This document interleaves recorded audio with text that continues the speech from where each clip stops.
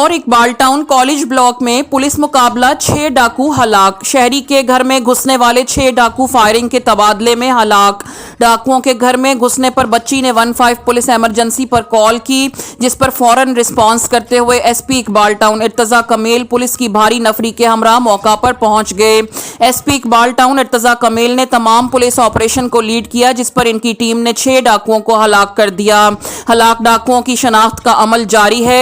SP Iqbal town Irtaza Kamal, SHO Gulshan Iqbal, Syed Qamar समेत police की भारी नफरी मौका पर मौजूद। एसपी इकबाल टाउन इर्तजा कमेल की पुलिस ऑपरेशन में शरीक तमाम पुलिस अफसरान और जवानों को शाबाश। एसपी इर्तजा कमेल का कहना था कि आवाम के जानो माल की हिफाजत करना हमारा फर्ज है। हमारी तमाम टीमें यहाँ पे पहुंची हैं।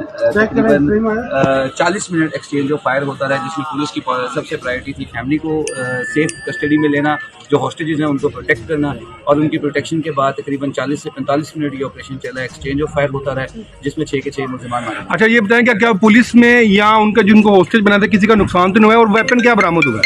तमाम के पास छोटे वेपन्स मौजूद थे। अल्हम्दुलिल्लाह तमाम हॉस्टेजेस भी इस वक्त सेफ हैं और हमारे तमाम पुलिस के जवान भी इस वक्त सेफ। वेपन कितना रिकवर हुआ है?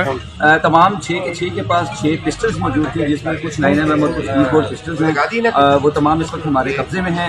क्राइम सीन को बुला लिया गया और मजीद जो है। अच्छा, ये बताएं कि ये किन व्हीकल्स पर आए थे और क्या बरामद हुआ? कोई गाड़ी, को मोटरसाइकिल, किस तरह ये आए थे? देखिए, अभी मजीद इस चीज़ में तफ्तीश की जा रही है। कैमरास को हम देख रहे हैं कि ये किन व्हीकल्स पे आए थे, इनके साथ और लोग कौन कौन शामिल हो सकते हैं। अभी मजीद ये तफ्तीश की जा रही है। बहुत शुक्रिया।